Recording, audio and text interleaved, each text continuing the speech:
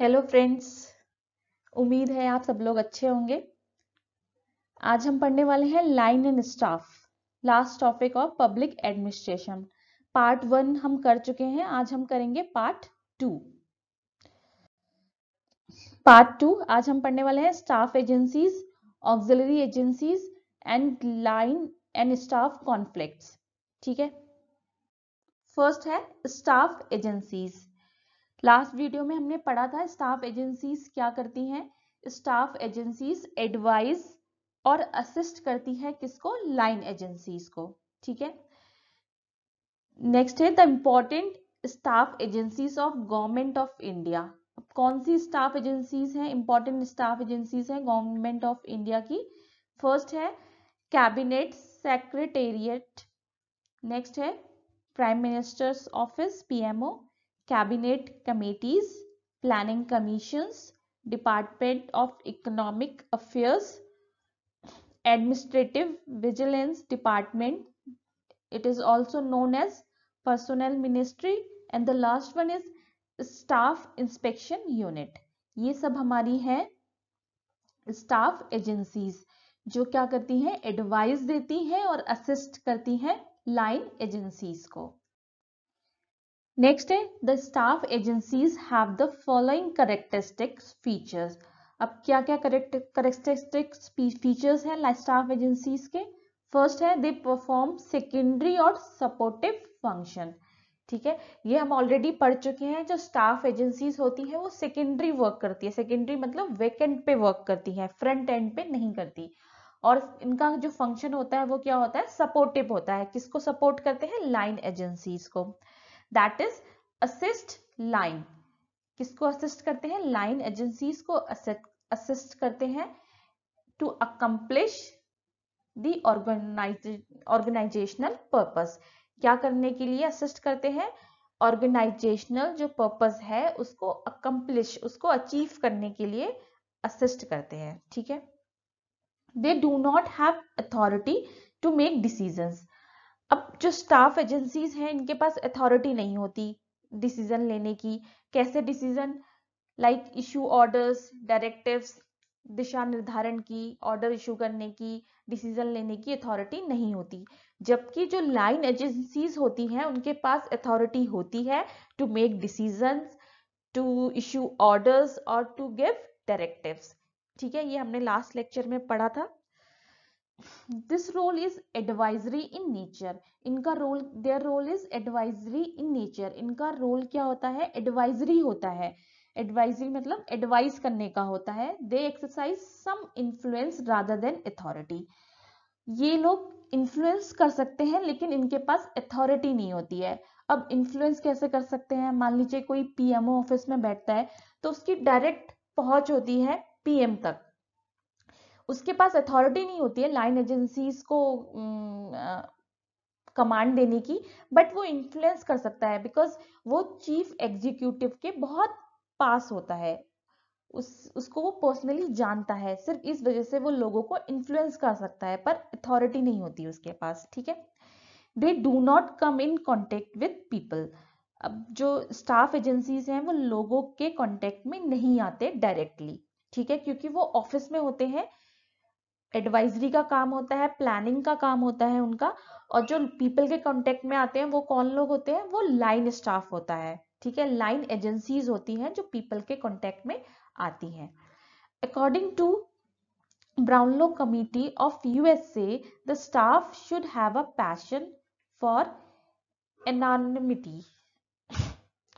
अब जो Brownlow committee है यूएसए में, उनके अकॉर्डिंग जो स्टाफ है उसमें क्या होना चाहिए? पैशन होना चाहिए एनॉनिमिटी, मतलब गुमनामी का पैशन होना चाहिए। उन्हें ये नहीं होना चाहिए कि हमें फेम भी मिले, नेम भी मिले, क्योंकि वो वैकेंट पे काम कर रहे हैं। उनका नाम कहीं पर भी नहीं आता, लोग उन्हें नहीं जानते। फ्रंट एंड पे जो काम करते हैं लोग उन्हीं को ही जानते हैं। तो इन जो स्टाफ होता है उसको पैशन होना चाहिए एनॉनिमिटी का। ठीक है, यानी कि गुमनामी का। नेक्स्ट है according to Mooney the staff agency perform 3 functions. अब मूने के अकॉर्डिंग स्टाफ एजेंसीज 3 फंक्शंस करती है। कौन कौन से? Informative function. अब इंफॉर्मेटिव फंक्शन कौन कौन से हैं? Collection and provision of information to the chief executive. ये कलेक्ट करते हैं और क्या करते हैं? चीफ एग्जीक्यूटिव को इंफॉर्मेशन प्रोवाइड करते हैं। ठीक है, कलेक्ट करते हैं इंफॉर्मेशन और चीफ एग्जीक्यूटिव को इंफॉर्मेशन प्रोवाइड करते हैं। जैसे रिसर्च करते हैं, स्टडी करते हैं, इंक्वायरी करते हैं, उसके बाद जो इंफॉर्मेशन मिलती है उसको चीफ एग्जीक्यूटिव को ट्रांसफर कर देते हैं। सेकंड इनका फंक्शन होता है advisory function. Advisory, advising the chief executive on making decisions. जो चीफ एग्जीक्यूटिव होता है, चीफ एग्जीक्यूटिव क्या होता है? जिसके अंडर में लाइन एजेंसीज और स्टाफ एजेंसीज दोनों होती हैं। ठीक है, लाइन भी चीफ के अंडर में होती है और स्टाफ भी चीफ के अंडर में काम करते हैं। तो जो स्टाफ एजेंसीज होती हैं उनका काम होता है चीफ एग्जीक्यूटिव को डिसीजन लेने में एडवाइस करना, अपनी एडवाइस देना। और थर्ड है supervisory function, seeing that chief executive decision is implemented by the line agencies. अब इसका सुपरवाइजरी फंक्शन क्या है? उसमें ये क्या करते हैं? लाइन एजेंसीज को मॉनिटर करते हैं, देखते हैं कि वो जो चीफ एग्जीक्यूटिव का डिसीजन है उसको इम्प्लीमेंट कर रहे हैं कि नहीं कर रहे हैं। ठीक है, तो ये तीन फंक्शन हो गए। इन्फॉर्म करते हैं चीफ एग्जीक्यूटिव को, कलेक्ट करते हैं डेटा उसके लिए, सेकंड एडवाइस करते हैं चीफ एग्जीक्यूटिव को, और थर्ड है सुपरवाइजरी फंक्शन भी है इनका जिसमें वो मॉनिटर करते हैं लाइन एजेंसीज को। ठीक है, नेक्स्ट है Pfiffners says that staff agencies perform following function। अभी लास्ट जो हमने पढ़ा था वो मूने ने बताया था स्टाफ एजेंसीज के फंक्शन। अब प्रिफनर अपने वर्ड्स में डिस्क्राइब करते हैं स्टाफ एजेंसीज को के फंक्शंस को। वो क्या है? फर्स्ट है एडवाइजिंग एंड कंसल्टेशन। जो स्टाफ एजेंसीज होती हैं उनका काम एडवाइस करना और कंसल्टेशन देना है, किसको? चीफ एग्जीक्यूटिव को और लाइन एजेंसीज को। ठीक है, कोऑर्डिनेट करना है, किसके बीच में कोऑर्डिनेट करना है? चीफ एग्जीक्यूटिव और लाइन के बीच में कोऑर्डिनेट करना है। जो भी वर्क चीफ एग्जीक्यूटिव ने असाइन किया है लाइन स्टाफ को, वो लाइन एजेंसीज प्रॉपरली कर रही है नहीं कर रही है, ये कोऑर्डिनेट करना भी किसका काम है? स्टाफ एजेंसीज का काम है। ठीक है, नेक्स्ट है fact finding and research. Staff agencies का काम क्या है? फैक्ट को ढूंढना और रिसर्च करना, और वो डेटा कलेक्ट करके किसको देना? चीफ एग्जीक्यूटिव को देना। ठीक है, to make policies and to make procedures for work. तो ये सब काम किसका है? स्टाफ एजेंसीज का। ठीक है, नेक्स्ट है कॉन्टेक्ट एंड लियाजॉन। कॉन्टेक्ट एंड लियाजॉन का मतलब क्या है? इसका मतलब कॉन्टेक्ट बनाना, और लियाजन का मतलब होता है मेल जोल। ठीक है, इसको कनेक्शन भी बोल सकते हैं हम।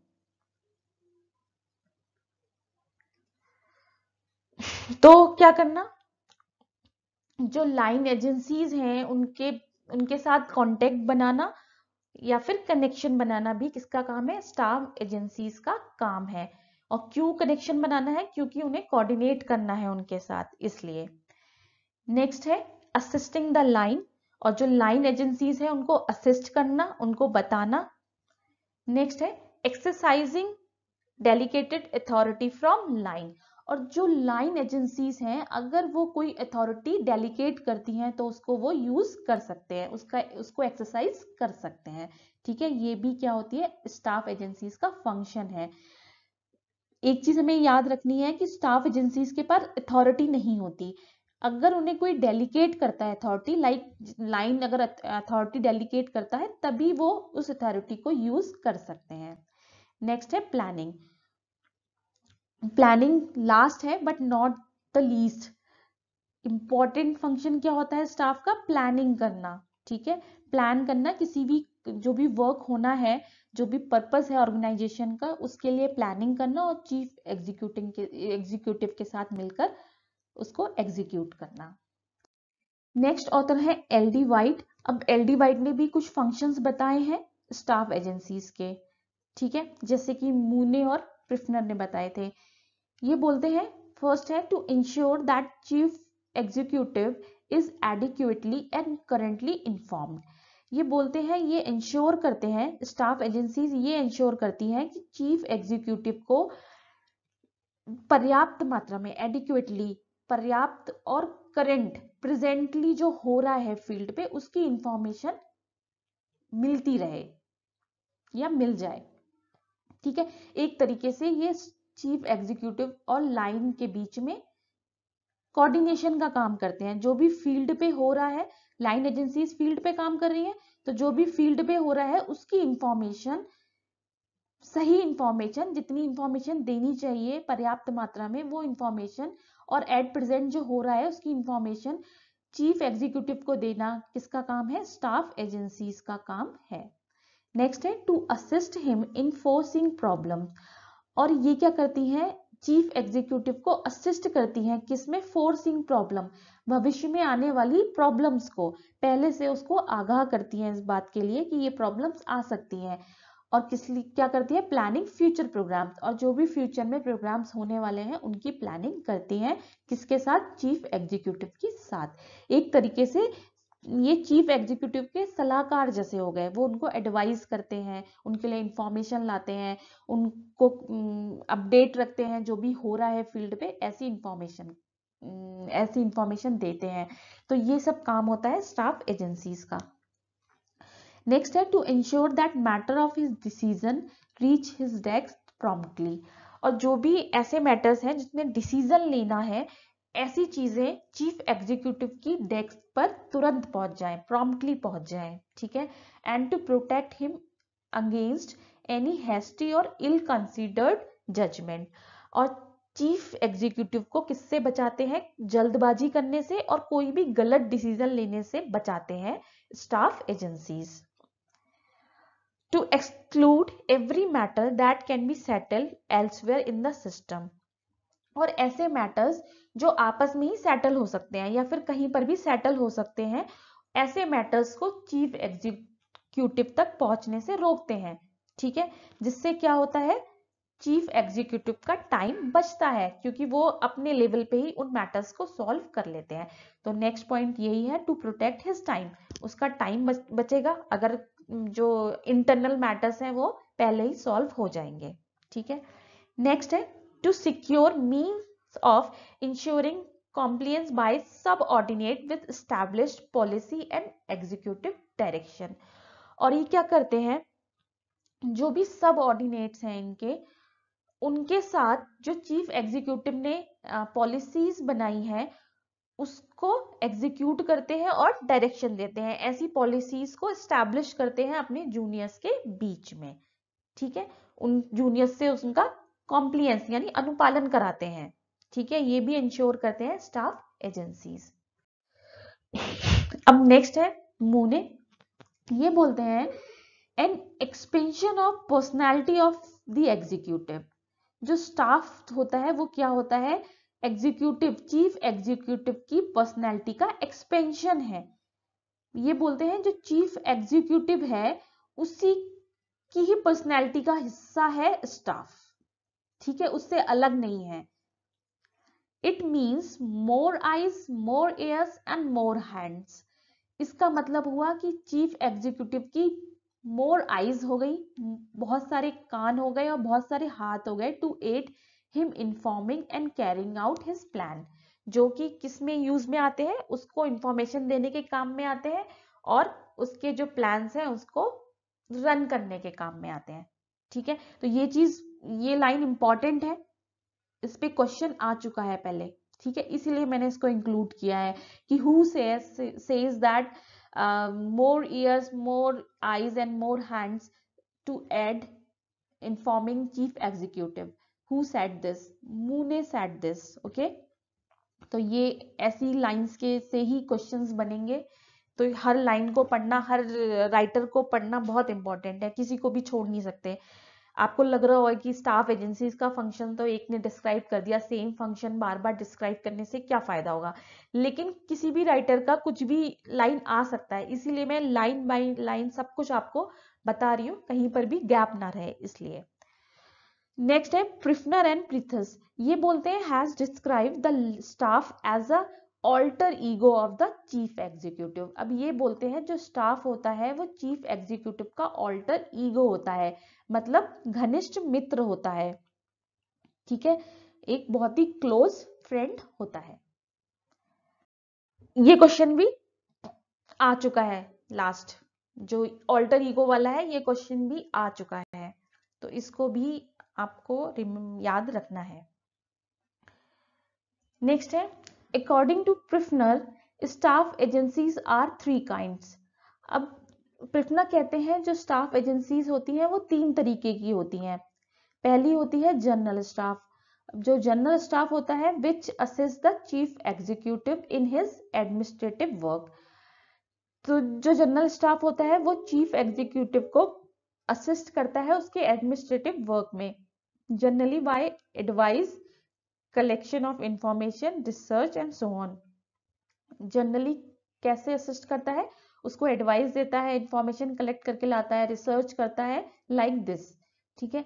तो fundamental purpose of general staff is to act as a filter and funnel. तो जो फंडामेंटल पर्पस होता है जनरल स्टाफ का वो क्या होता है, चीजों को फिल्टर करना और उनको फनल करना। फनल का मतलब कीप होता है कि बाईपास कर देना, जो भी इंपॉर्टेंट चीजें हैं उनको लेना और उनको चीफ एग्जीक्यूटिव को बाईपास कर देना, ठीक है।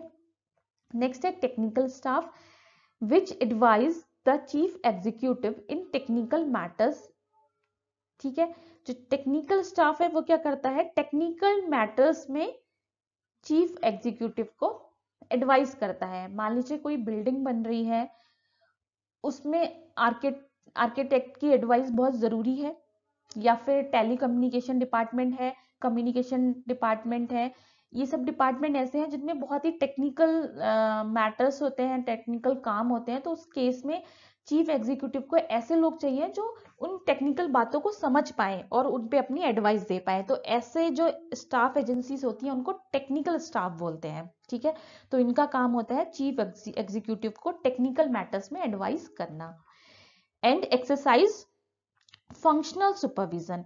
और अभी तक हमने जो पढ़ा था स्टाफ के पास सुपरविजन की पावर नहीं होती है, ठीक है।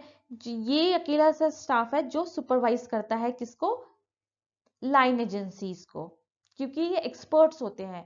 तो ये फील्ड पे भी देख सकते हैं जो काम हो रहा है वो क्या हो रहा है। It is also known as special staff या फिर फंक्शनल स्टाफ, इसीलिए इनको स्पेशल स्टाफ या फंक्शनल स्टाफ भी बोला जाता है, ठीक है। द लास्ट है द ऑक्सिलरी स्टाफ, सहायक स्टाफ। अब ये क्या होता है, which provide common housekeeping services to the line agencies. अब ये वो स्टाफ होता है जो कॉमन हाउसकीपिंग सर्विसेज होती है, लाइक जो हर ऑर्गेनाइजेशन या हर फील्ड वर्क में काम आती है, लाइक फाइनेंस, लॉ डिपार्टमेंट, जो कॉमन होता है सब ऑर्गेनाइजेशन के लिए, उसको बोलते हैं ऑक्सिलरी स्टाफ। ऐसी सर्विसेज को प्रोवाइड करता है लाइन एजेंसीज को, ठीक है। तो ये 3 तरीके के 3 टाइप्स हो गए स्टाफ एजेंसीज के।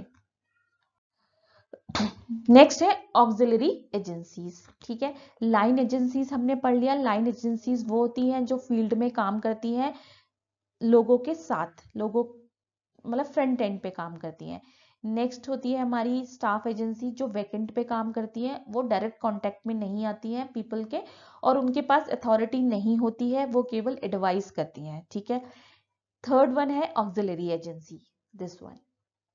अब ऑक्सिलरी का काम होता है ऐसी कॉमन एजेंसीज जो सब डिपार्टमेंट के लिए कॉमन है, ऐसे ऑर्गेनाइजेशन जो सारे डिपार्टमेंट्स, सारे ऑर्गेनाइजेशंस के लिए कॉमन है, ऐसे डिपार्टमेंट।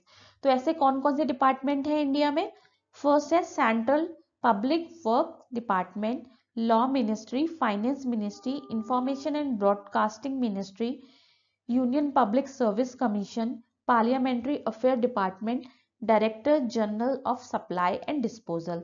ये है हमारी ऑक्सिलरी एजेंसीज जो कि सारे ऑर्गेनाइजेशंस में कॉमन है, ठीक है। अब ऑक्सिलरी एजेंसीज क्या है? Like staff agencies, the auxiliary agencies also assist the line agencies. जैसे स्टाफ एजेंसीज होती है वैसे ही ऑक्सिलरी एजेंसीज भी लाइन एजेंसीज को असिस्ट करती हैं इन अकम्प्लिशमेंट ऑफ ऑर्गेनाइजेशनल पर्पस। जो भी ऑर्गेनाइजेशन का पर्पस होता है उसको अकम्प्लिश करने में। And do not come in contact with the people, और ये भी स्टाफ एजेंसीज की तरह पीपल के कांटेक्ट में नहीं आती हैं, ठीक है, ये भी वैकेंट पे ही काम करती हैं। But they differ from staff agencies in the following respect. लेकिन इनमें और स्टाफ एजेंसीज में, ऑक्सिलरी एंड स्टाफ में क्या डिफरेंस होता है वो दिया गया है। The staff agencies advise the line agencies, ठीक है, स्टाफ एजेंसीज लाइन एजेंसीज को केवल एडवाइस करती हैं, while the auxiliary agencies provide common housekeeping services to the line agencies। जो स्टाफ एजेंसीज होती हैं वो केवल एडवाइस देती हैं, लेकिन जो ऑक्सिलरी एजेंसीज होती हैं वो हाउसकीपिंग सर्विस, जो कॉमन हाउसकीपिंग सर्विसेज हैं वो भी प्रोवाइड करती हैं लाइन एजेंसीज को। तो ये फर्स्ट डिफरेंस हो गया स्टाफ और ऑक्सिलरी में। सेकेंड डिफरेंस क्या है? The staff agencies have no operating responsibility. जो स्टाफ एजेंसीज होती है उनकी कोई ऑपरेटिंग रिस्पॉन्सिबिलिटीज नहीं होती हैं, वो केवल प्लानिंग करती है, इंफॉर्मेशन कलेक्ट करती है, पर कोई भी ऑपरेशन नहीं करती है फील्ड पे, ठीक है। while the auxiliary agencies do have operating responsibilities, लेकिन जो ऑक्सिलरी एजेंसीज होती हैं उनकी कुछ ऑपरेटिंग रिस्पॉन्सिबिलिटीज होती हैं, जैसे कि फाइनेंस मिनिस्ट्री है, अगर फील्ड पे फाइनेंस से रिलेटेड कुछ मैटर है तो फिर उनको फील्ड पे जाके काम करना पड़ेगा, उनको ऑपरेशन परफॉर्म करना पड़ेगा। ऐसे ही लॉ मिनिस्ट्री है, अगर कोई लीगल प्रोसीजर है तो उसमें उनको ऑपरेशन करना पड़ेगा, उनको काम करना पड़ेगा, ठीक है। तो इस मैटर में भी ये स्टाफ एजेंसी से डिफरेंट है।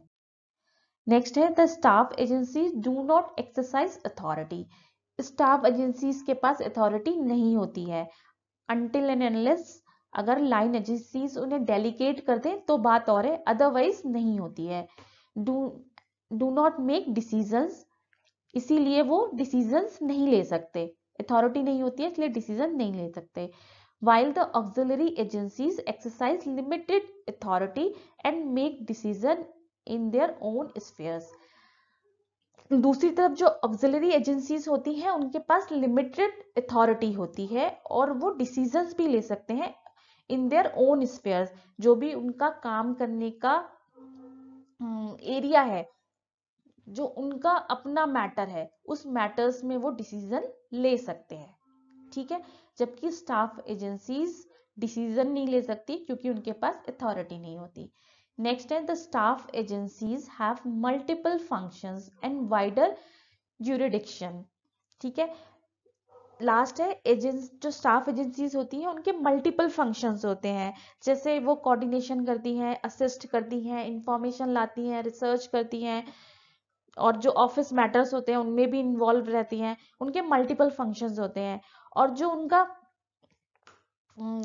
उनकी जो ऑफिशियल पावर है वो ज्यादा होती है, किससे? ऑक्सिलरी एजेंसीज से, which are concerned with maintaining the line agencies, ठीक है। ऑक्सिलरी एजेंसीज से उनकी फंक्शन ज्यादा होते हैं और उनका जो ऑफिशियल पावर है वो ज्यादा होती है, जबकि जो ऑक्सिलरी एजेंसीज होती हैं उनका काम सिर्फ इतना होता है लाइन एजेंसीज के साथ कोऑर्डिनेट करना, उनको जो सर्विसेज चाहिए वो प्रोवाइड करना, ठीक है।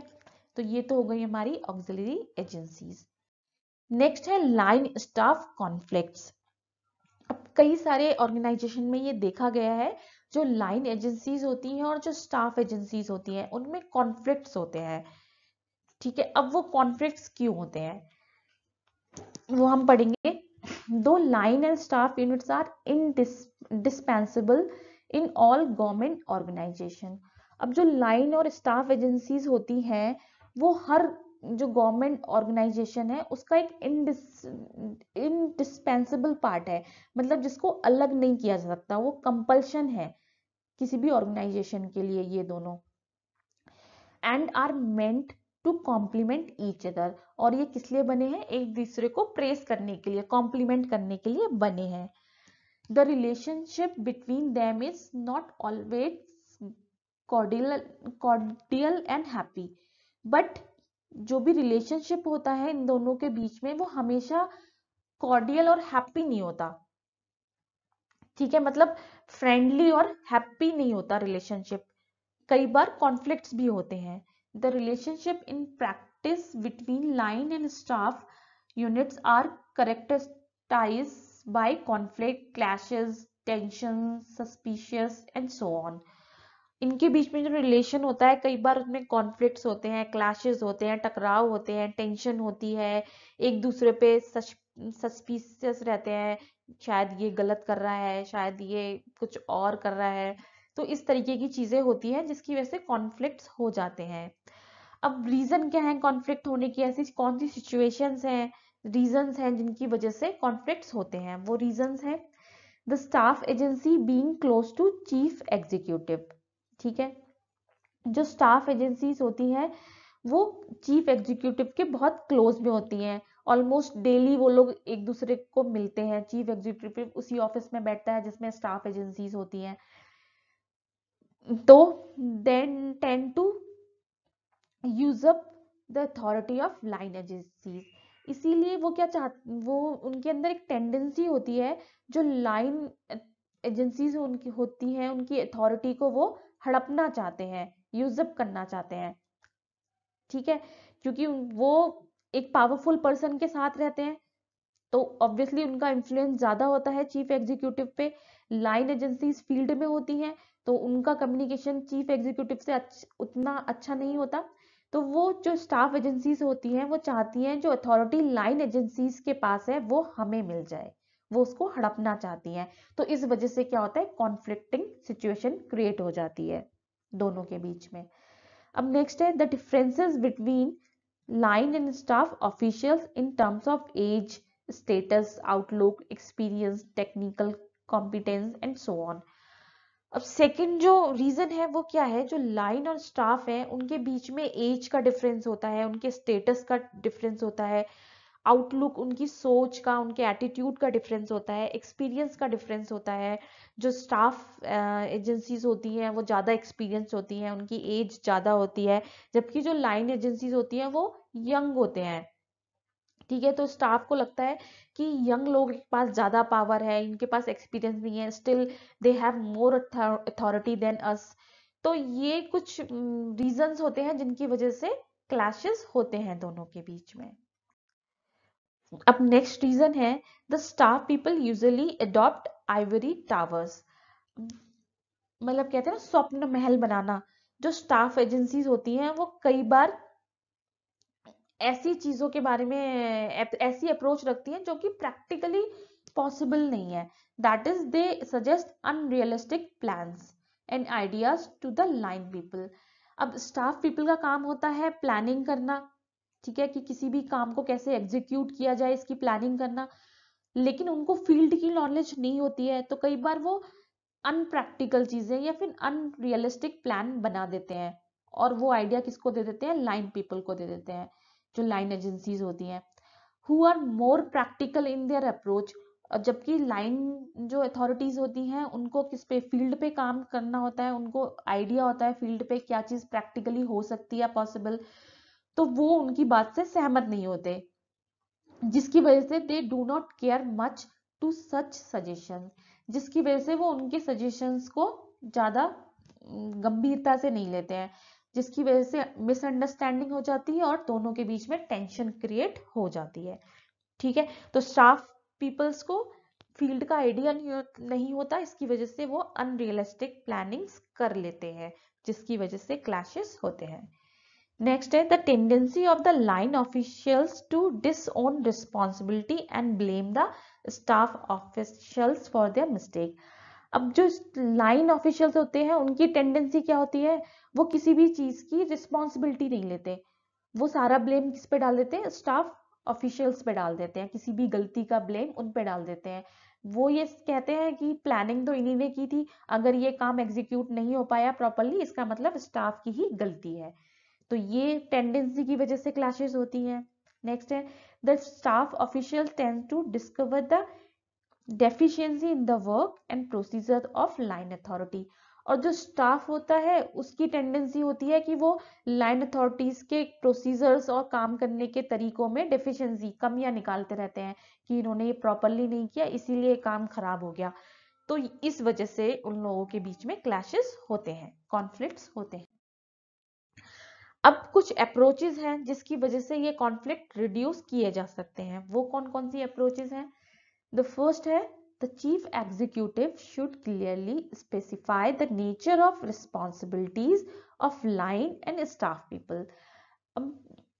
जो चीफ एग्जीक्यूटिव है ये उसकी रिस्पॉन्सिबिलिटी है कि वो लाइन और स्टाफ को दोनों को बिल्कुल क्लियरली उनकी रिस्पॉन्सिबिलिटीज बता दे, ठीक है, जिससे कभी भी अगर मिस्टेक होती है तो उसके लिए कौन रिस्पॉन्सिबल है उसमें कंफ्यूजन ना हो। उसमें ये ना हो कि लाइन स्टाफ को बोल रहा है, स्टाफ लाइन को बोल रहा है। अगर उनको अपनी रिस्पॉन्सिबिलिटीज बिल्कुल क्लियरली स्पेसिफाई होंगी तो फिर उनको अपनी मिस्टेक्स को भी मानना पड़ेगा, ठीक है। तो ये काम कर सकता है चीफ एग्जीक्यूटिव क्लैशेस को खत्म करने के लिए, रिड्यूस करने के लिए। नेक्स्ट है, the opportunities to exchange roles should be created. अब चीफ एग्जीक्यूटिव को क्या करना चाहिए? पीरियोडिक ट्रांसफर करना चाहिए लाइन स्टाफ को, लाइन एजेंसीज को स्टाफ में और स्टाफ एजेंसीज को लाइन में, लाइन एजेंसीज में। अगर वो ऐसे ट्रांसफर करेगा तो दोनों फिर एक दूसरे की प्रॉब्लम्स को समझेंगे और उनके बीच में ज्यादा अच्छा कोऑर्डिनेशन होगा, ठीक है। नेक्स्ट पॉइंट है, the chief executive should encourage both to get better acquainted with each other as well as their mutual roles। अब जो चीफ एग्जीक्यूटिव है वो उसको दोनों को एनकरेज करना चाहिए ताकि वो दोनों एक दूसरे के म्यूचुअल रोल्स को समझ पाए, उनसे परिचित हो पाए, फैमिलियर हो पाए, ठीक है। ये करना चाहिए चीफ एग्जीक्यूटिव को। नेक्स्ट है, the line people should be given training in staff work. अब जो लाइन पीपल हैं उनको स्टाफ वर्क में ट्रेनिंग मिलनी चाहिए और वाइस वर्सा, और जो स्टाफ वर्क है उसको लाइन एजेंसीज में ट्रेनिंग मिलनी चाहिए, जिससे जो स्टाफ वर्क है वो अच्छे से प्लानिंग कर सकता है अगर उसे फील्ड की नॉलेज होगी, ठीक है, उसको हेल्प मिलेगी प्लानिंग करने में। और जो लाइन है अगर उसको ट्रेनिंग दी जाएगी स्टाफ वर्क में तो वो प्लानिंग को समझ पाएगा कि ये प्लानिंग, जो प्लान बनाया गया है वो कैसे एग्जीक्यूट होगा। तो इसलिए कॉन्फ्लिक्ट कम करने के लिए ये भी होना चाहिए कि दोनों को, दोनों डिपार्टमेंट्स की नॉलेज होनी चाहिए। This enables them to know the proper aspects and dimensions of their duty and responsibility। ये क्या करेगा? ये दोनों को उनके जो एस्पेक्ट्स हैं और उनकी जो ड्यूटी के डायमेंशंस हैं, रिस्पॉन्सिबिलिटी के डायमेंशन, उनको समझने में हेल्प करेगा अगर दोनों को दोनों फील्ड की नॉलेज होगी, ऑफिस की भी और फील्ड की भी।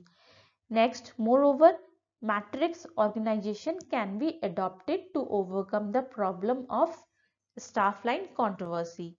मैट्रिक्स ऑर्गेनाइजेशन की को अडॉप्ट करना चाहिए। मैट्रिक ऑर्गेनाइजेशन क्या होती है? मैट्रिक्स होती है इस तरीके से, मतलब एक इंडिविजुअल को दोनों स्टाफ की और लाइन की दोनों की नॉलेज होनी चाहिए। हर इंडिविजुअल को दोनों नॉलेज होनी चाहिए, स्टाफ की भी होनी चाहिए और लाइन की भी होनी चाहिए, जो सेम फर्स्ट लाइन में लिया गया है, जिससे क्या होगा, लाइन और स्टाफ कंट्रोवर्सी कम हो जाएगी, ठीक है। ये हमारा फिनिश हो गया पब्लिक एडमिनिस्ट्रेशन। अब जो लास्ट के 3 टॉपिक्स हैं, डेलीगेशन से लेके लाइन स्टाफ तक का, डेलीगेशन, सुपरविजन, लाइन स्टाफ, इसके एमसीक्यूज रह गए हैं। ये मैं नेक्स्ट लेक्चर में अपलोड कर दूंगी, वो आप देख लीजिएगा। और फिर हमारा जो पब्लिक एडमिनिस्ट्रेशन है वो फिनिश हो जाएगा, ठीक है। फिर हम पर्सनल और फाइनेंशियल एडमिनिस्ट्रेशन करेंगे और उनके एमसीक्यूज करेंगे। अब पब्लिक एडमिनिस्ट्रेशन के बाकी के जो एमसीक्यूज हैं वो हम करेंगे मॉडल पेपर में, ठीक है। तो ऐसे ही बने रहिए और पढ़ते रहिए। Thank you so much, take care, bye bye.